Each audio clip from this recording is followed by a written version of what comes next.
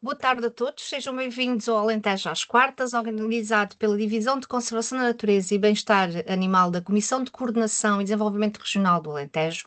Informamos que, como é habitual, estamos a gravar e que no final existirá espaço para os participantes colocarem as suas questões. Pedimos desde já desculpa, tivemos aqui umas questões técnicas que estamos em crer que têm a ver com as questões meteorológicas, mas que estamos em crer que já estão ultrapassadas neste momento. Portanto, este webinar tem como tema aves e as linhas elétricas e contamos com a convidada Ana Luísa Barros. É coordenadora do projeto Live Power Lines for Birds e este projeto pretende analisar a redução do impacto das linhas elétricas em relação a 7 espécies prioritárias de aves. Ana Luísa Barros é bióloga de formação, com doutoramento em Biodiversidade, Genética e Evolução e tem realizado investigação no âmbito do impacto da perturbação humana na biodiversidade, com especial foco em ambientes agroflorestais. Muito obrigada, Ana, por ter aceito o nosso convite. Obrigada, eu. Espero que me estejam a ouvir e a ver bem. Neste momento, como tenho a apresentação, não consigo ver toda a gente. Mas começo por agradecer o convite por parte da CCDF Alentejo para participar neste webinar. E como já disseram, eu estou aqui em representação da Liga para a Proteção da Natureza e enquanto coordenadora do projeto Life Power Lines for Birds. E hoje o objetivo é dar a conhecer um bocadinho esta problemática das linhas elétricas e dos impactos que têm na avifauna, contextualizar o projeto Power Lines for Birds e com algum foco também aqui na região do Alentejo, onde temos várias atividades previstas. Por isso, agora é que vamos testar se passa a apresentação. Ok, sim. Por isso, apesar de nós nem sempre nos apercebermos, a verdade é que as aves têm que partilhar constantemente o espaço aéreo com estas estruturas lineares, com as linhas elétricas. E como vemos muitas vezes, acabam por interagir com elas. Certamente estamos habituados a ver, por exemplo, as cegonhas que fazem os seus ninhos em apoios, as aves que pousam nas linhas elétricas, e por isso as aves têm a oportunidade de interagir com as linhas, tanto de forma positiva como negativa. Ou seja, por um lado, os apoios e as linhas proporcionam oportunidades de, por exemplo, repouso, nidificação, quando as aves fazem um ninho, são pontos altos que muitas vezes são utilizados para estas espécies caçarem, para se alimentarem, mas a presença destas estruturas também tem impactos negativos nas aves e também, de certa forma, criam muitas vezes a oportunidade para alguns riscos. Por isso, por um lado, a presença destas linhas elétricas atravessa muitas vezes habitats que são importantes para as espécies e por isso causam fragmentação desse habitat, mas também colocam em risco, quer por colisão, como por eletrocução. E por isso é que é comum, muitas vezes, que estas estruturas causem a mortalidade da avifauna, afetando várias espécies de aves, algumas delas ameaçadas. Mas a verdade é que nós realmente estamos habituados a ver as aves pousadas, quer nas linhas, quer nos apoios, e não parece haver qualquer problema. Mas então, como é que ambas as situações são uma realidade? Como é que a ave pode utilizar o apoio e, mesmo assim, em algumas situações, causar mortalidade? Por isso, no caso da eletrocução, esta ocorre apenas quando a ave estabelece o contacto entre dois elementos condutores a potenciais diferentes. Por exemplo, como vemos na imagem A. Ou, por exemplo, entre o condutor aéreo e um elemento ligado à terra, como a trave de metal no apoio, como podemos ver, por exemplo, nos exemplos C e D. Por isso, isto causa a circulação de corrente elétrica, uma corrente que, se for significativa, pode ser mortal, e daí que este risco muitas vezes está mais associado a linhas de média e alta tensão. Por isso, nós temos linhas de baixa tensão, geralmente são nos 230 volts, enquanto as de média tensão têm entre 1 e 35 kV e as de alta tensão mais de 36 kV. E por isso aqui também importa distinguir entre estas linhas de baixa, média e alta tensão e as linhas de muita alta tensão, que são usadas no transporte de energia e se calhar são aquelas que muitas vezes nós reconhecemos com os grandes apoios metálicos, com condutores grandes e que têm uma grande distância. E no caso destas linhas de muita alta tensão, o risco de eletrocução acaba por ser residual, porque temos uma grande distância entre os elementos e por isso não é comum as aves serem capazes de tocar em dois elementos e morrer eletrocutadas. Por isso, muito do que vou falar hoje e também do âmbito deste projeto é muito virado para linhas de média e alta tensão em particular. E depois um outro risco que temos é o de colisão, que ocorre quando a ave vai contra os condutores aéreos. Em algumas situações pode também estar associado a alguma eletrocução, se a ave tocar nos dois condutores, mas geralmente é causada exatamente por esse embate na linha, porque a ave, por algum motivo, ou porque não a consegue ver ou não a conseguiu evitar, acaba por ir contra os condutores aéreos. E há vários riscos que acabam por, há vários fatores que acabam por influenciar este risco, desde fatores ambientais, quer seja o clima, o tipo de habitat, como fatores que são intrínsecos às espécies, como a sua morfologia e ecologia, mas também as características da própria linha. E por isso, a nível ambiental, um fator fundamental, mas que muitas vezes é imprevisível, né, são as condições meteorológicas. Condições que reduzam a visibilidade da linha, como é o caso do nevoeiro, não é? Ou, por exemplo, a orientação do sol, se estiverem a bater na linha e a ave estiver a voar em direção à linha, não é capaz de a ver. Por isso, tal como nós temos dificuldade muitas vezes nestes dias de tempestade e mau tempo de ver as linhas elétricas, também as aves sentem muito mais essa dificuldade. E muitas vezes, quando se apercebem da linha, nem sempre conseguem evitá-lo. Por isso, este é um fator que condiciona principalmente o risco de colisão. Outro tipo de eventos extremos, como por exemplo os ventos fortes, também dificultam a capacidade da ave manobrar o voo e evitar essas linhas. Também a nível ambiental temos sempre que considerar o habitat, desde o tipo de uso do solo, o habitat preferencial, a orografia, linhas que atravessem habitats preferenciais, especialmente para espécies críticas ou ameaçadas, colocam em maior risco essas populações. Por exemplo, em habitats abertos em que tenhamos poucas árvores, algumas espécies acabam por aproveitar os apoios como um ponto estratégico para caçar, para repousar, para se alimentarem, e isto também, apesar de ser uma oportunidade, coloca também as aves em risco. Também zonas de interface entre floresta e áreas abertas. Muitas espécies utilizam a zona florestal para fazer os ninhos, mas depois caçam nas zonas abertas. E por isso, linhas elétricas que atravessem estas zonas de interface também acrescentam aqui um fator de risco nestes habitats preferenciais para as espécies. E por isso, estes fatores de ecologia, de habitat, preferências de habitat, são essenciais não só para nós definirmos ações de mitigação, né, uma linha que já existe, mas conhecendo o território das espécies e compreendendo a sua ecologia, também é essencial quando planeamos novas linhas, para nos certificarmos que não estamos a atravessar áreas que são habitats prioritários para espécies mais vulneráveis. E depois entramos nos fatores biológicos, ou seja, o que está diretamente relacionado com as aves e que torna algumas espécies mais vulneráveis do que outras. Desde logo a sua envergadura ou o tamanho das espécies, por isso pensamos que a eletrocução ocorre quando a ave faz o contacto entre dois elementos da linha, este é mais elevado quanto maior for a ave, né? Quanto maior for a sua envergadura, maior a probabilidade ela tem de tocar nesses elementos. E isto pode ocorrer tanto quando a ave vai pousar no apoio, como quando levanta voo e por isso está pousada no apoio, abre as asas para iniciar o voo e pode tocar então nestes elementos e ser eletrocutada. E depois, mais uma vez, a ecologia destas espécies. Por isso, há espécies que nós sabemos que favorecem ou aproveitam os apoios, como é o caso das cegonhas, que sabemos que tipicamente acabam por utilizar os apoios para fazer os ninhos, mas também aves que utilizam os apoios para caçar ou para repousar, como é o caso de muitas rapinas, como águias ou abutres. E tipicamente, se forem aves com uma maior envergadura, então aí ainda aumenta mais o seu risco de serem eletrocutadas. O facto também de voarem em bando acaba por condicionar, por vezes, a sua capacidade para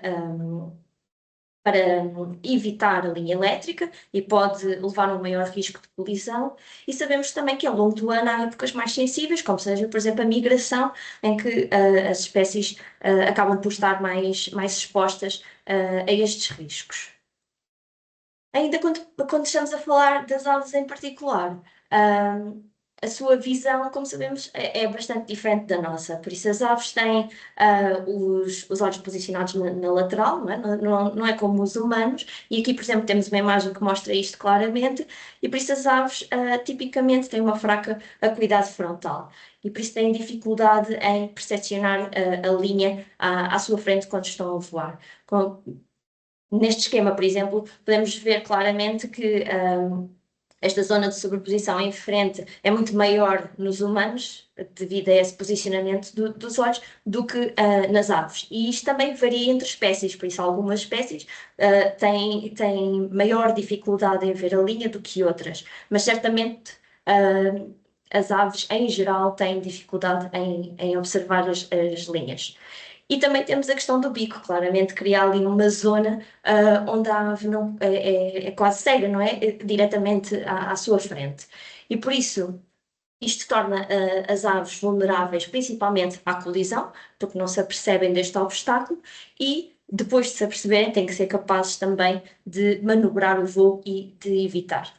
E por isso tudo isto são questões que são intrínsecas às espécies e fazem com que umas sejam mais vulneráveis que outras, mas de forma geral explica porque é que as aves são tão vulneráveis a estas ameaças. E depois, claro, temos aquilo que se calhar podemos atuar e é o que pretendemos fazer com o projeto, que é as características da própria linha elétrica. Não só o tipo de materiais que são utilizados, por exemplo, travessas metálicas no apoio são condutoras, não é? E podem potenciar a eletrocução, mas também a tipologia do apoio.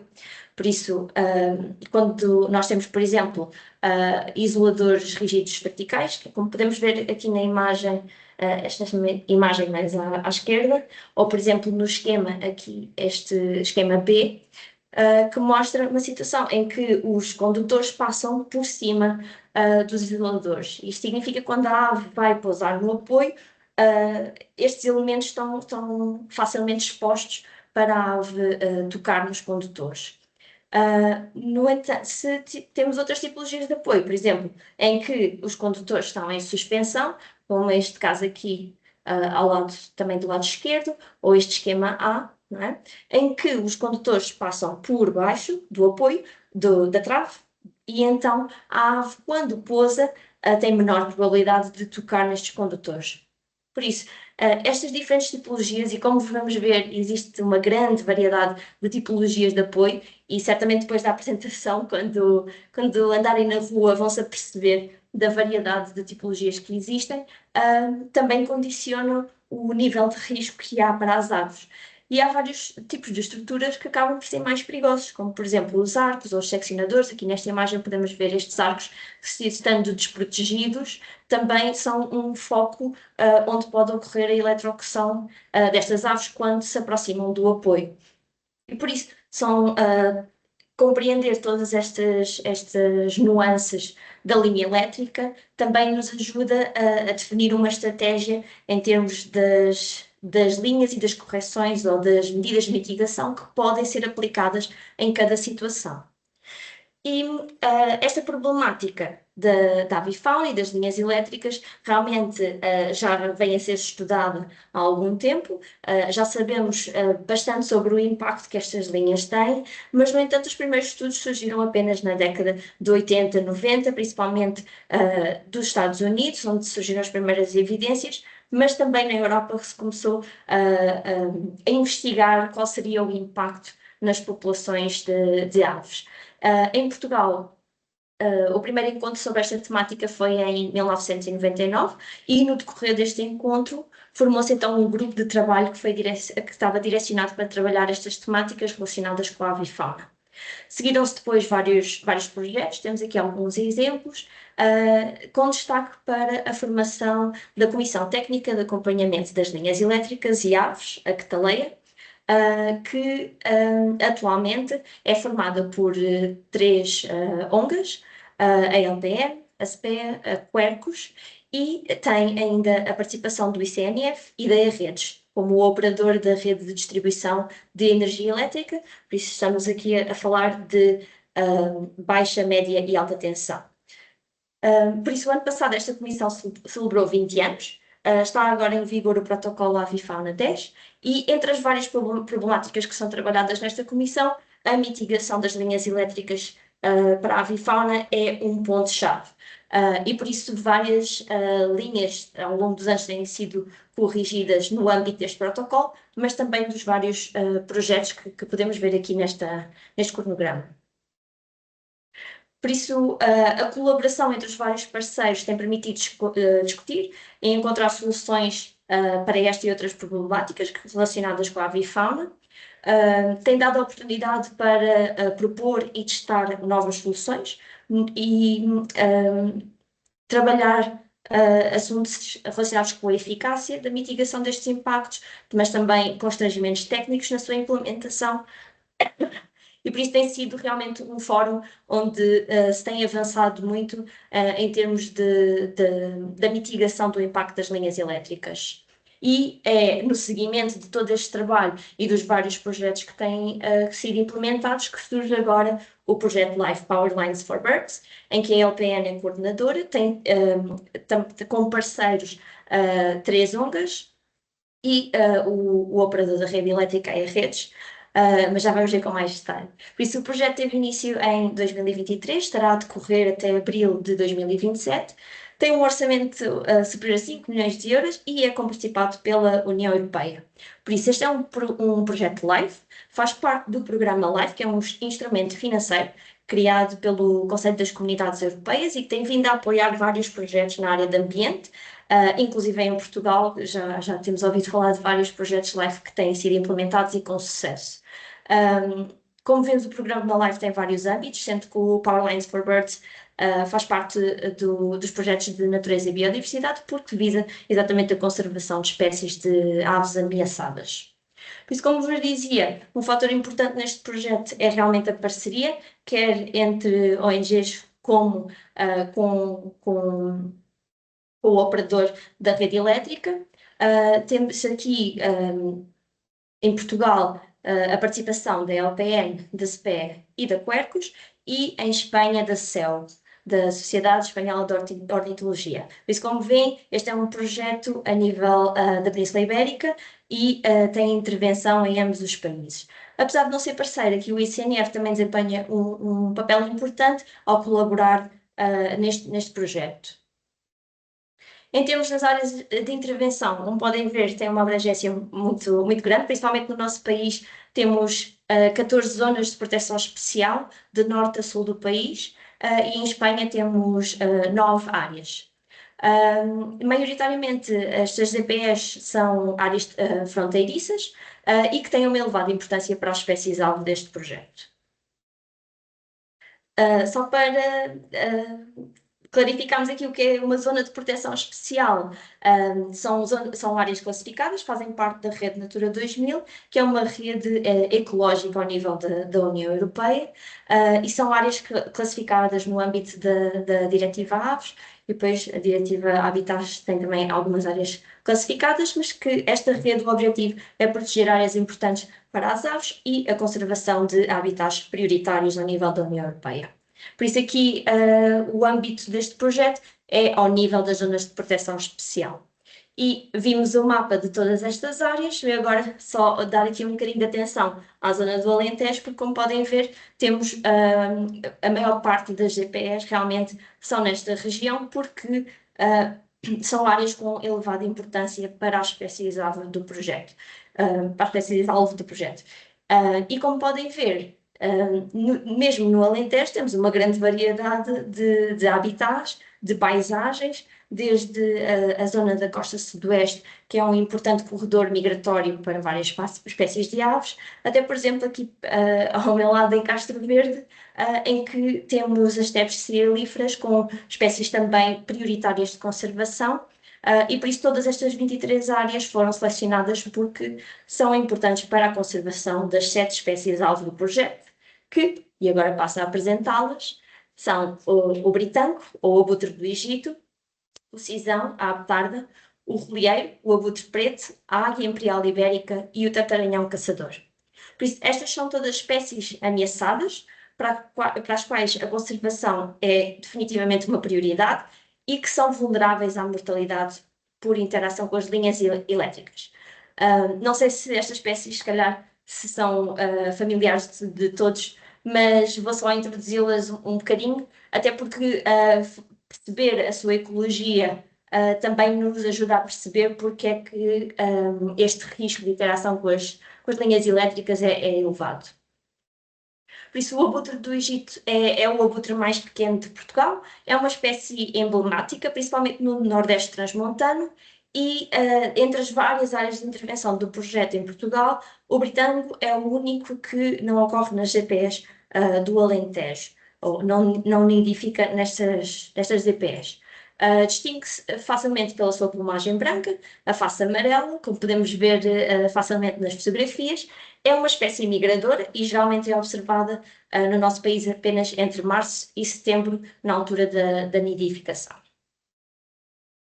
O abutre preto é uma espécie de grande envergadura, mais de 3 metros de uma ponta à outra da asa, e distingue-se não só pelo seu tamanho, mas também pela plumagem escura, com a cabeça acinzentada escura. É uma espécie necrófaga, nidifica em colónias e prefere habitats semiabertos.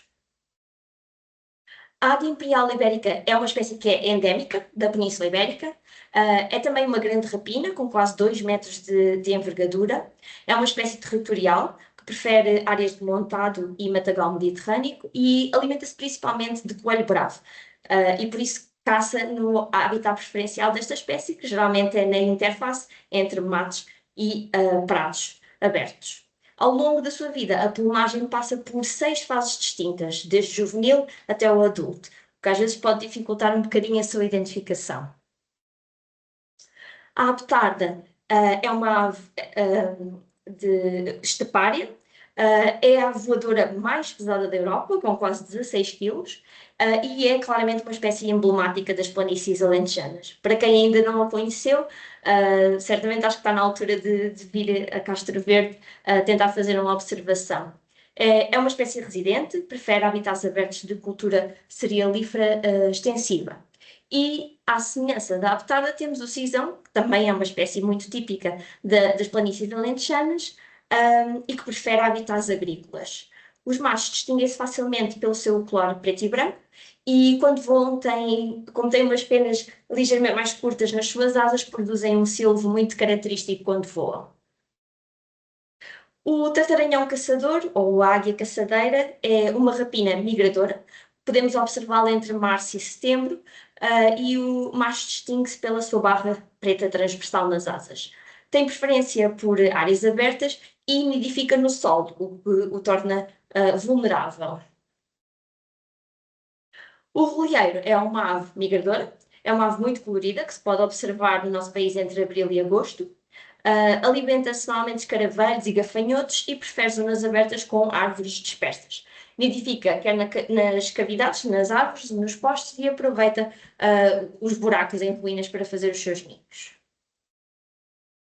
Por isso, estas 7 espécies, como eu já referi, foram selecionadas porque estão ameaçadas e a sua conservação é prioritária, sendo que a mortalidade em linhas elétricas é uma ameaça relevante para todas elas. Em termos da sua situação populacional, e é isso que também as torna bastante vulneráveis, por exemplo, o britânico, no último censo de 2018, foram identificados 75 casais desta espécie, o que já representa um declínio de 10% em 10 anos desta população. O caso do abutre preto e da águia imperial ibérica surgem aqui como espécies que estão em crescimento populacional, estão a recuperar, já estiveram extintas e, devido aos esforços de vários projetos de conservação, têm vindo a recuperar. No entanto, como podemos ver, as suas populações continuam a ser bastante baixas, os seus números, e por isso qualquer impacto de mortalidade como seja pelas linhas elétricas, acaba por ter um impacto muito grande nas populações. Em relação à Aptarda, por exemplo, em 2021 estima-se apenas 939 indivíduos, sendo que a maioria da população se encontra apenas na região de Campo Branco, que significa ter uma distribuição muito restrita no nosso país, tal como, por exemplo, o Cisão, que tem vindo a registrar um declínio muito acentuado, ou o Tartaranhão Caçador, que tem tido um declínio muito, muito grande no nosso país e que está a ser bastante preocupante. E aqui a interação com as linhas elétricas é certamente uma ameaça que está a contribuir para esta redução tão acentuada. O Relieiro, por exemplo, no ano passado teve uma estimativa populacional entre 72 a 82 casais, sendo que 95% da população se encontra apenas na ZPE de Castro Verde. Por isso, mais uma vez, temos uma espécie com uma distribuição muito restrita, muitos poucos casais, e por isso numa situação também preocupante.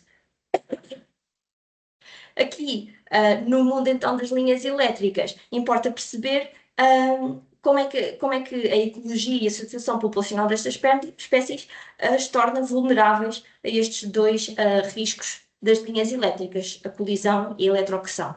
Por exemplo, rapinas como a águia imperial ibérica ou o abutre preto, que têm uma grande envergadura, que normalmente utilizam os apoios para descansar e caçar, acabam por estar mais vulneráveis à eletrocução. Já, por exemplo, a apetarda e o cisão, que são espécies que não usam os apoios, que não pousam nos apoios elétricos, mas que não têm muito, a sua visão é bastante fraca e, por exemplo, a apetarda, sendo uma ave tão grande, tem dificuldade em manobrar o voo, acabam por ter um risco muito elevado de colisão e temos evidências de que as linhas elétricas têm um impacto grande nestas populações. Algumas destas espécies acabam por estar vulneráveis aos dois tipos de ameaças e, por isso, compreender estes diferentes riscos e o que as torna vulneráveis é importante quando nós estamos a planear e a priorizar as correções que vão ser feitas em cada área. E por isso aqui, voltando um bocadinho ao projeto, no Power Lines for Birds, o que nós pretendemos é reduzir o impacto das linhas elétricas por eletrocução e colisão para estas 7 espécies prioritárias, através da ampla correção de linhas elétricas, nas 23 GPE do projeto, aproveitar para testar novas soluções, para verificar a sua eficácia para uma implementação a larga escala, melhorar a capacidade para identificar e prever os locais com maior incidência de mortalidade, para que possamos atuar mais rapidamente, e aumentar a capacitação das várias entidades que lidam com esta problemática. E por isso é um grande projeto, vai estar a decorrer durante 4 anos, e como podem ver, tem várias ações previstas, desde ações preparatórias, que têm vindo a decorrer desde o início do projeto, claro, até às ações de conservação propriamente ditas, com a correção de linhas elétricas, a instalação de caixas-ninho e depois também toda a parte de monitorização, que é extremamente importante, formação e divulgação dos resultados e do projeto, para que tenha repercussões para lá do tempo do projeto. Por isso, em termos de números, para correções estão previstos que serão corrigidas 358 km de linhas elétricas em Portugal e 20 km em Espanha, com a implementação de soluções quer para eletrocução como para colisão. Algumas destas soluções já estão bem estabelecidas e já foram implementadas noutros âmbitos e noutros projetos, como seja o isolamento com a solução combinada ou a sinalização das linhas elétricas. Outras novas soluções pretendemos agora testar a uma maior escala, como seja a ecotravessa ou ecoesteiro, é a mesma coisa, ou o enterramento. O objetivo, no final, é conseguir reduzir a mortalidade destas aves em 90% nas áreas de intervenção. Iremos também trabalhar para aumentar a distribuição do relieiro. Como já vimos, é uma espécie que tem uma distribuição neste momento muito restrita, com muitos poucos casais identificados, e por isso vamos aproveitar para instalar caixas de ninho em apoios que estejam devidamente protegidos para a eletrocução, para tentar aumentar e potenciar a distribuição e a população de relieiro no nosso país. Está também previsto várias ações de formação e capacitação das várias entidades e stakeholders que trabalham nesta problemática, de forma a divulgar os resultados do projeto e podemos trabalhar em conjunto estas soluções. E agora, para tentar contextualizar um bocadinho melhor as soluções que vão ser implementadas, porque se calhar muitos de vocês já viram algumas destes dispositivos nas linhas elétricas, mas não sabiam para que é que serviam. Por isso, dentro do projeto estão previstas, como disse, medidas para colisão e medidas para eletroação. Tipicamente para colisão, temos dois tipos de medidas que são implementadas: a sinalização das linhas elétricas, ou então a redução do número de planos de colisão. Por isso, se nós pensarmos numa linha elétrica com os três condutores, se tivermos um único plano, ou seja, se tivermos os três condutores ao mesmo nível, o risco de colisão é inferior do que se tivermos os três planos com os três condutores. Em termos de eletroação, o que está previsto é o isolamento dos condutores e pinças, como podemos ver na imagem aqui mais à direita. E também a inversão dos seccionadores horizontais para verticais, exatamente para reduzir esse risco de eletroação quando as aves pousam nos apoios. Só para contextualizar estas medidas e a evolução que tem havido em termos de soluções, se calhar já viram alguns destes dispositivos instalados, mas em termos de sinalizadores, o mais simples que temos são as espirais simples. E, na verdade, como podem ver aqui na imagem da linha elétrica, praticamente não conseguimos ver estes sinalizadores. Não sei se conseguem ver, mas basicamente na linha parece ter assim uns nós ao longo da linha. Pronto, isto são as espirais simples que estão colocadas, mas na verdade não têm praticamente eficácia e é um dispositivo que já não é utilizado. Entretanto, temos também, se calhar estes são um bocadinho mais comuns ou mais reconhecíveis, são as espirais duplas.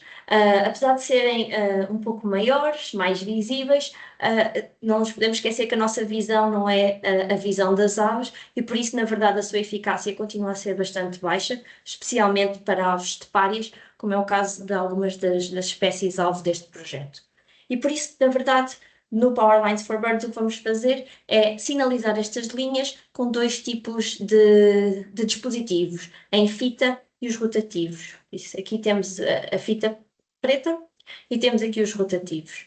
E se calhar já viram estes dispositivos em algumas linhas.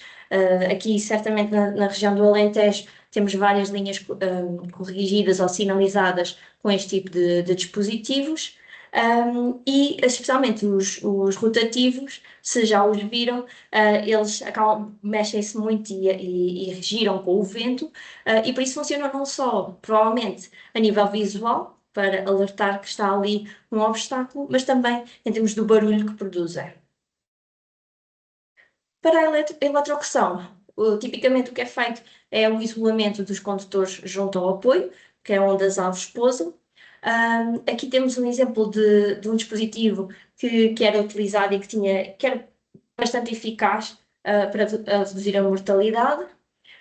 Temos aqui instalado na linha e temos aqui o dispositivo no chão, mas na verdade causava bastantes constrangimentos técnicos na linha, desde esta manga abrir, as aves faziam por vezes ninho aqui dentro e por isso os pauzinhos do ninho acabam por causar disrupções na linha e por isso, não por questões de eficácia, mas por questões técnicas, neste momento já não está a ser implementada e por isso no projeto o que está a ser utilizado é esta solução combinada que surgiu em substituição da anterior.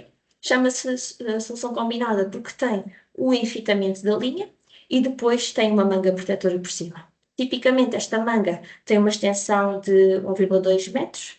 Em princípio, será suficiente para a maioria das espécies de aves. A avaliação até agora é de que tem uma elevada eficácia e por isso é que está a ser implementada no projeto. Em termos de colisão, para além dos dispositivos que vimos para sinalizar as linhas, uma outra forma de reduzir o risco é reduzindo o número de planos. E no início estávamos a falar das diferentes tipologias de apoio, e aqui temos só alguns exemplos, mas como podem ver, há uma grande variedade e pode ir desde um único plano, em que os condutores estão todos ao mesmo nível, até 3 planos de colisão. Por isso, estes 3 planos aumentam o risco de colisão para as espécies e, por isso, no projeto vai ser testada a uma maior escala, porque esta solução Ecotravessa já foi implementada num outro projeto LIFE e teve uma boa eficácia, e por isso neste projeto pretendemos fazê-lo em mais quilómetros para poder comprovar a sua eficácia e a possibilidade de implementar a uma maior escala. Por isso aqui o objetivo é mitigar tanto a colisão como a eletrocução. E isto é feito quer reduzindo o número de planos, como já vos expliquei, colocando todos no mesmo plano de colisão, mas também reduzir a eletrocução, passando os cabos para os condutores para suspensão e aumentando a distância entre os condutores. Por isso, em princípio, com estas medidas, conseguiríamos reduzir tanto o risco de colisão como de eletrocução. Os dados preliminares do LIFE anterior foram muito animadores e, por isso, esperamos agora ter mais provas da sua eficácia, mas também perceber como é que pode ser implementada no terreno. E depois temos uma medida que sabemos que é 100% eficaz, mas que raramente é implementada em meio rural. Por isso, o enterramento é uma solução que nos países da Europa está a ser completamente adotada, inclusive para a conservação da avifauna, mas que traz também benefícios para os operadores da linha, quer em termos do perigo de incêndio, disrupções na linha por interação com as aves, ou mesmo o impacto visual. Por isso, em meio urbano já é corrente ter o enterramento das linhas, e nós já nem nos apercebemos, mas não temos estas linhas elétricas presentes. Agora, o que é importante e a oportunidade que este projeto nos dá é de perceber como é que isto pode ser implementado em meio rural, quer em termos técnicos, quer em termos de licenciamento, e demonstrar que é possível fazê-lo, tal como noutros países na Europa já tem vindo a ser feito. E é importante não só implementar estas medidas, como também depois perceber qual é a sua eficácia. E temos várias ações dedicadas exclusivamente à monitorização, quer das espécies, quer das linhas elétricas, para perceber qual é o impacto do projeto, qual é o impacto das medidas de conservação. E estas monitorizações tipicamente são feitas pelas várias equipas das ONGs parceiras, e tipicamente é só, basta. Parece muito simples, mas é percorrer as linhas elétricas em busca de indícios de mortalidade das aves. Por isso, tipicamente, na colisão, os indícios, ou qualquer ave que colida contra a linha, ficará junto à linha entre os dois apoios, enquanto por eletrocução, tipicamente, ficará junto ao apoio. E por isso é prospectada toda esta área para encontrar indícios. A prospecção normalmente é feita em 4 épocas ao longo do ano, que correspondem às épocas fenológicas das aves, para também percebermos alturas em que as aves estão mais vulneráveis, se esse impacto é maior ou não. E por isso, durante o projeto, teremos sempre um ano de monitorização antes e um ano após a correção para poder avaliar a eficácia destas medidas. Por isso aqui trago só algumas fotografias, quer das monitorizações que são feitas, tipicamente com equipas de 2 a 4 pessoas, que vão percorrendo a linha, e o mais usual é encontrarmos penas, mas também ossos, e não é quando temos sorte, não é? Porque não queremos encontrar nenhuma ave morta, mas se tiver o cadáver, obviamente facilita a identificação. Todos estes indícios são recolhidos e são depois identificados, se não for possível fazer no campo, sendo que não nos podemos esquecer que esta mortalidade é o que nós observamos. Por isso, é sempre importante usar fatores de correção para obter uma mortalidade estimada. Isto porque há vários fatores que condicionam a nossa capacidade de detectar os indícios, A persistência, quanto tempo é que os indícios vão ficar no campo para nós os detectarmos, se outros animais carnívoros, etc., retiraram estes indícios, e por isso tudo isto tem que ser contabilizado quando estamos a avaliar a eficácia das medidas. E depois, na monitorização, também muitas vezes é importante certificar de que os equipamentos que foram instalados, de que as medidas que foram implementadas, estão bem implementadas e que não requerem manutenção. E por isso, aqui também somos mais um par de olhos que é capaz de comunicar qualquer problema que haja diretamente à redes para que possa ser rapidamente corrigido. No projeto, obviamente, como são medidas que estão a ser implementadas agora, em princípio não terão desgaste, mas muitas vezes quando andamos no campo conseguimos identificar algumas situações e podemos reportá-las. E não só nós do projeto poderemos fazê-lo, como também no âmbito do projeto temos duas aplicações que vão estar disponíveis em Espanha. A aplicação já está disponível, em Portugal vai estar disponível muito em breve.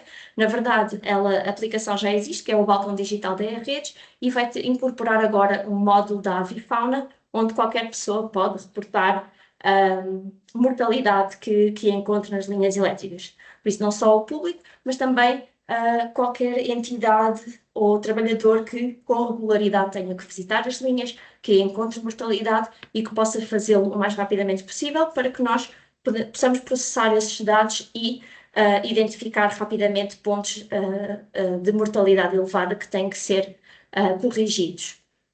Por isso, como eu disse, a aplicação está disponível, já podem descarregar. Em breve terá o módulo Avifauna, onde podem comunicar estes incidentes.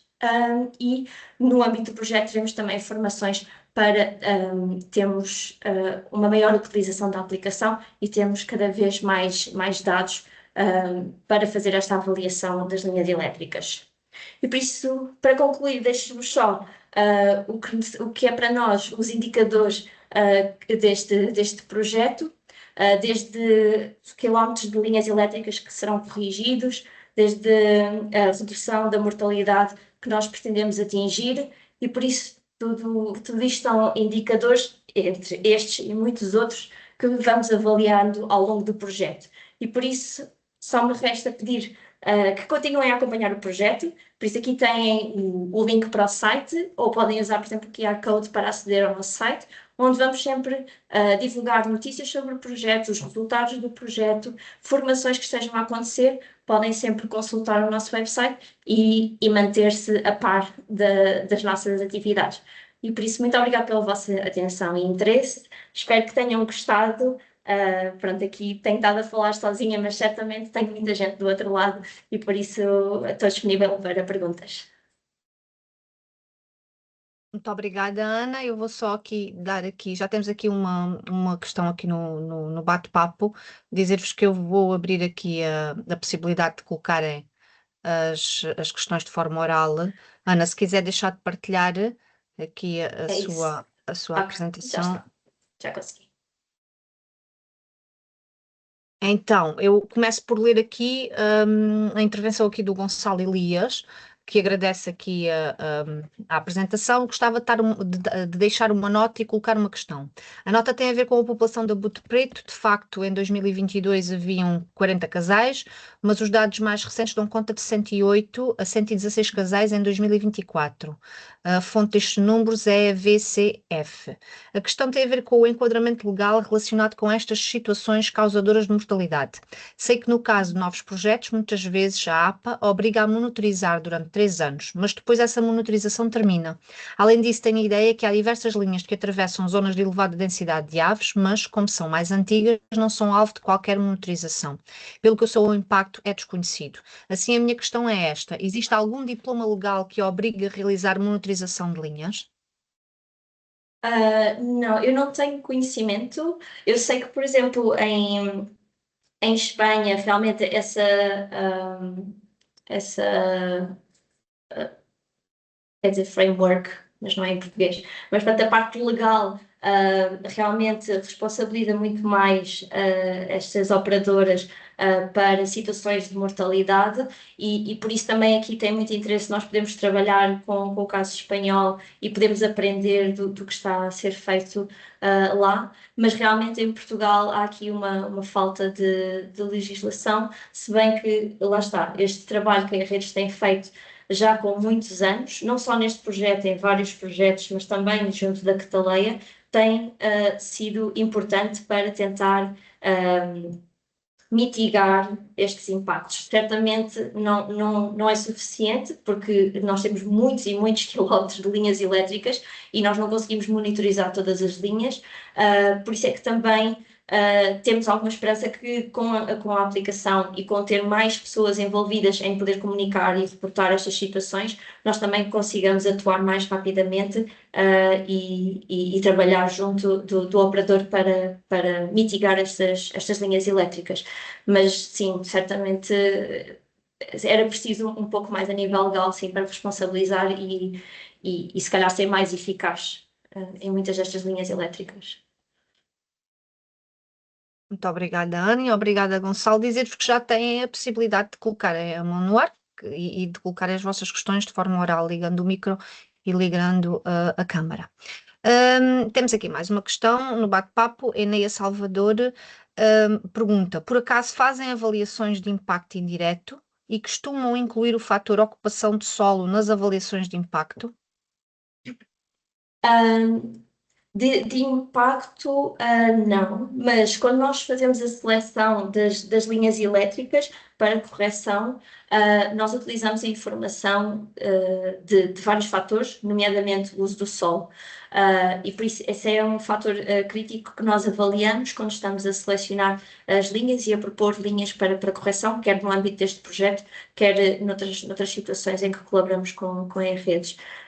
Em termos da eficácia das medidas, normalmente não entramos em conta com o uso do sol, se bem que quando fazemos a seleção das linhas que são monitorizadas, tentamos incluir vários tipos de uso do sol, vários tipos de habitat e certamente com uma distribuição tão grande do projeto, com ações desde norte a sul do país, acabamos por conseguir mostrar uma variedade de usos de sol através destas monitorizações.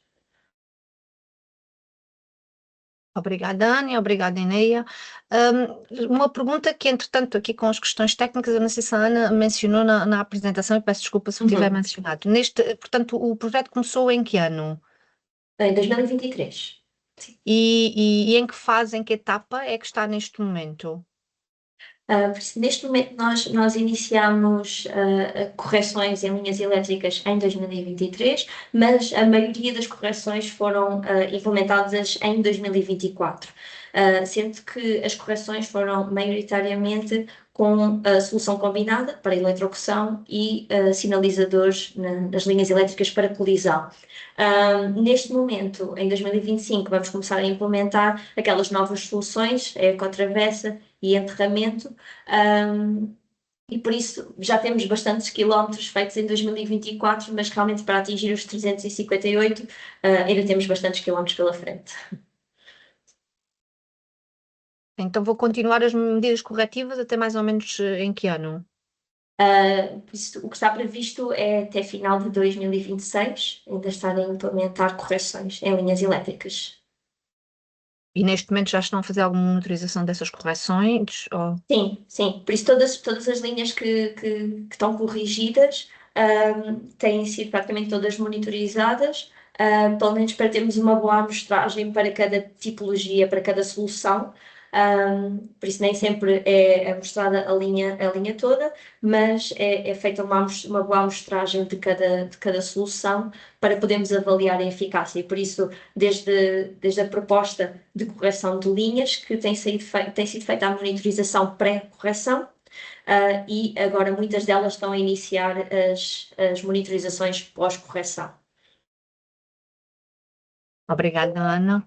Lembrar que poderão colocar as questões de forma oral ou escrever aqui no bate-papo Dizer-vos também que iremos passar depois, para além do link da gravação, do acesso à gravação deste webinar, vamos passar também os contactos de e-mail, onde poderão eventualmente também colocar algumas Sim, questões e eventualmente acompanhar também o projeto, e vamos colocar claro. essa informação. Ana, não sei se quer completar aqui alguma coisa, alguma informação complementar, entretanto, enquanto não surgem mais questões. Hum, não, eu acho que espero ter exposto bem o projeto. Eu acho que, e eu vou ser sincera neste momento, esta temática também é relativamente nova para mim e eu acho que é muito interessante quando as pessoas se apercebem, e para mim isto aconteceu e eu espero que aconteça para quem está hoje a ouvir, que é aperceber-se da problemática.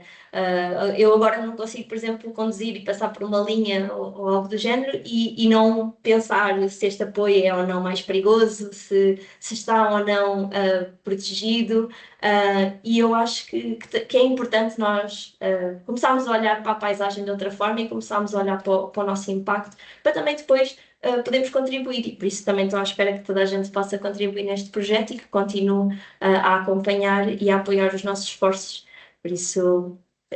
Não sei, se algumas pessoas daqui começarem a ter uma visão diferente sobre linhas elétricas, acho que vale muito a pena. Eu acho que, completando aquilo que a Ana diz, eu acho que o interesse neste webinar mostrou de alguma forma ou que as pessoas já estão um bocadinho sensíveis para a temática, ou que têm efetivamente, ou que têm aqui interesse sobre aprenderem mais Exato. sobre esta questão. Portanto, Uhum. acho que já existe aqui alguma predisposição aqui para o nosso Exato. público, Exato. nesta questão. Portanto, e se calhar, efetivamente, se calhar vai-nos acontecer, sim, a próxima vez que estivermos pelas linhas elétricas, de olhar de outra forma. Exato. A Cecília Simões pergunta: as correções que têm sido realizadas no âmbito deste projeto incluíram enterramento de linhas, passar de linhas aéreas para subterrâneas? Se sim, de onde parte a proposta? Vossa ou do operador de rede face aos resultados obtidos? Neste momento, ainda não foram enterradas linhas, já foram propostas e foram propostas por parte das ONGs. Por isso, as linhas que são corrigidas no âmbito do projeto são sempre propostas por parte das ONGs, que fazem a avaliação de risco para as espécies, para as ZPEs, e comunicam à rede, ao operador. Que linhas é que nós consideramos que são prioritárias? Há linhas que foram identificadas especificamente para enterramento, porque continuam a ter uma mortalidade muito elevada. Muitas delas, das linhas que são propostas, são exatamente aqui no Alentejo, porque são linhas que, especialmente para a betarda, que têm uma mortalidade muito elevada. E por isso foram propostas essas linhas, porque continuamos a ter uma mortalidade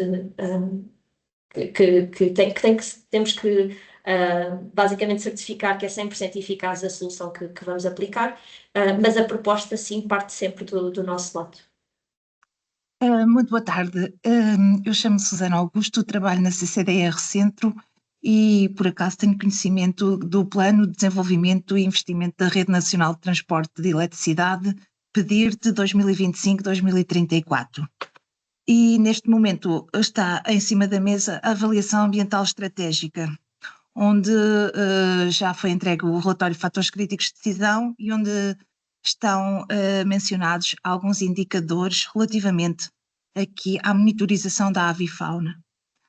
Nesse sentido, eu gostaria de saber se vocês estão a cruzar essa informação com o desenvolvimento, obviamente, deste plano, porque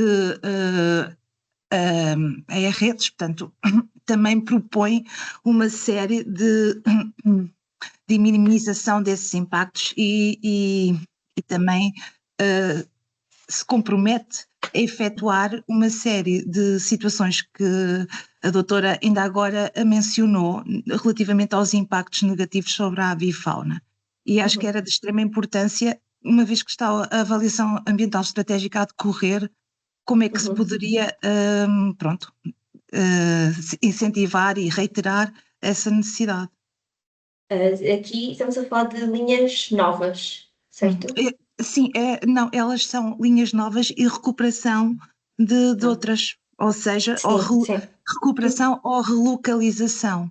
E nesse sentido, quando portanto, se está a decorrer este projeto, não sei em que ponto se poderá, eventualmente, para além de todas as entidades que são tidas em consideração numa avaliação ambiental estratégica, considerarmos o que é que esta informação poderá ser mais útil e uma vez que está a decorrer e que há um investimento por parte. Sim.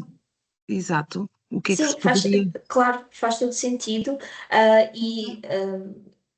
Como eu referi na apresentação, pronto, o projeto, obviamente, tem uma série de ações que são implementadas exclusivamente em linhas que já existem, por isso o projeto só prevê correção de linhas existentes, mas as ONGs que são parceiras deste projeto também fazem parte da Cataleia, da comissão que trabalha diretamente com as redes, e muito do conhecimento que é gerado em termos do risco de linhas elétricas, das avaliações que referia, é informação que é passada às redes constantemente nos dois sentidos, não é? Por isso, a informação que nos é cedida para podermos fazer uma avaliação e partilhar os nossos resultados e as nossas recomendações com as redes. Por isso, se calhar no âmbito do projeto, produzimos informação que pode ser utilizada pela comissão, mas também dentro da comissão há sempre esta comunicação para ser feita uma gestão mais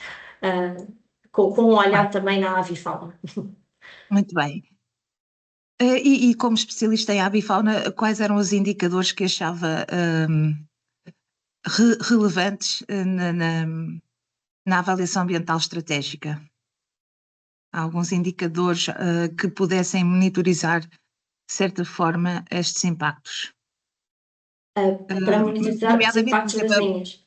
sim, por exemplo, um dos indicadores que eu acho importante que é a percentagem de implementação de programas de monitorização para avaliar os impactos em tempo real, nomeadamente a utilização de sensores, plataformas digitais. O que é que a doutora acha que poderia ser uma mais-valia? Sim, certamente em termos de monitorizações, e pronto, eu vou já dizer que eu não sou especialista em avifauna, mas do que tenho vindo a aprender com o projeto também, realmente a nível de monitorização, eu acho que, e como já referiu também o nosso outro convidado, o Gonçalo, nós, como viram, fazemos monitorização a pé. Não é? Temos equipas que percorrem estas linhas. Se pensarmos que existem 234 mil quilómetros de linhas de baixa, média e alta tensão, nós não conseguimos percorrer estas linhas todas, não é? E é muito importante ter uma boa monitorização e conseguimos perceber, temos mais informação sobre o impacto destas linhas e como é que a tipologia, as soluções implementadas são ou não benéficas para a avifauna, para podermos fazer também boas recomendações, não é? Sem esses dados é impossível passar informação fidedigna a quem opera a rede elétrica. Por isso, sim, definitivamente melhores estratégias a nível da monitorização são essenciais. Ok, muito obrigada pela atenção, obrigadíssima. Obrigada. Obrigada, Susana. Graça Garcia questiona: os Fireflies tipo fitas e os rotativos apresentam diferenciação em grau de eficácia e, se sim, em que contexto? Em termos de eficácia tem uma diferença, mas muito reduzida. Eu penso que 92 para 98 é muito ligeira a diferença na eficácia. Aqui a questão é que, por vezes sim, podem funcionar melhor em contextos diferentes. A nossa percepção é de que, especialmente para aves de párias como a petarda e o cisão, os rotativos funcionam melhor. mas ainda não temos dados muito robustos para poder fazer essa distinção tão fina, não é? Do que é que funciona melhor para cada espécie. Mas também aqui temos que considerar, às vezes, alguns fatores técnicos que está relacionado com a capacidade de colocar estes fireflies. Por muitas vezes, os fireflies tipo fita requerem baixar a linha, por isso ela deixa de estar em tensão para colocar, enquanto os rotativos podem ser colocados em tensão. E por isso, às vezes, também temos sempre fatores técnicos a considerar. No entanto, sabendo que, principalmente para aves stepárias, os fireflies rotativos acabam por ter, se calhar, um pouco mais de eficácia, tentamos dar prioridade a essas áreas para a implementação desse tipo de fireflies.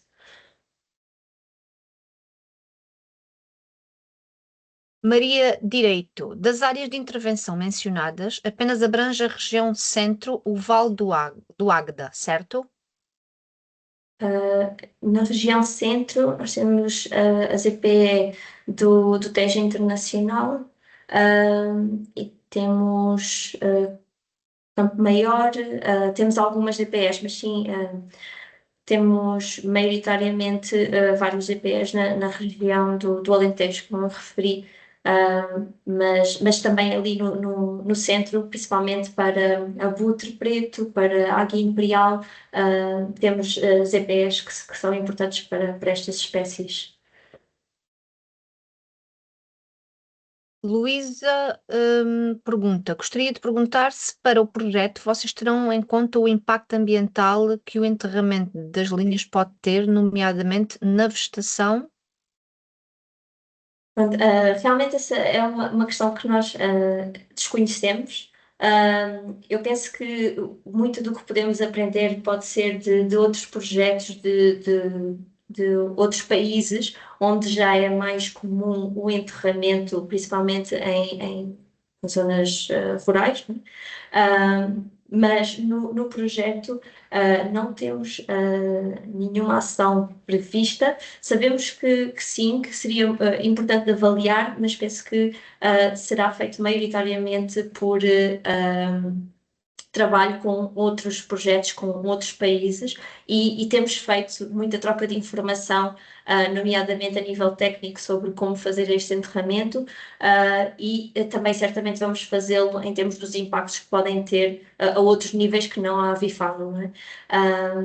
Mas sim, sinto que temos principalmente muito a aprender com outros projetos que já o fazem em muito mais quilómetros do que nós vamos implementar neste projeto. E se calhar unindo esforços com eles podemos contribuir com mais informação. Muito obrigada, Ana. E obrigada a todos aqueles que estiveram aqui a assistir e que colocaram as suas questões. Informar-vos mais uma vez que iremos dar o link de acesso depois à gravação, onde terão também acesso depois mais detalhado à apresentação e eventualmente também e vamos dar também o acesso aqui aos e-mails. Portanto, agradecer, Ana, mais uma vez Muito obrigada a sua pelo convite. disponibilidade. E muito votos de bom trabalho aí no projeto e esperemos, Obrigada. quem sabe daqui a uns tempos darmos notas novamente aqui da evolução do mesmo e do que é que aconteceu Exato. e das aprendizagens e Claro, efetivamente claro. os trabalhos de correção que vocês colocaram Podem em sempre prática. acompanhar o projeto, quer nas redes sociais dos vários parceiros, quer no nosso site diretamente, e sempre que tivermos informação ou resultados, formações para divulgar, é lá que vão encontrar, por isso vão acompanhando. Então, aconselhamos a que sigam as redes sociais e nós depois iremos também enviar-vos esses links para acesso. Dizer-vos aqui que o nosso próximo webinar, como a Patrícia já colocou aí no vosso chat, portanto, será dedicado à temática dos charcos temporários e dos morcegos. E têm o link aí de acesso para se inscreverem e ele vai realizar-se no próximo dia 5 de fevereiro. Agradecer mais uma vez a presença de todos e pedirmos desculpa aqui por estas questões técnicas que hoje não nos permitiram começar exatamente aqui às horas e também tiveram aqui na origem alguns constrangimentos imprevistos, mas que fazem parte. Muito obrigada mais uma vez. Obrigada. À Ana, à LPN e agradecer também a todos os participantes. Obrigada. E Obrigada. até daqui a 15 dias. Muito obrigada. Obrigada, Cláudia.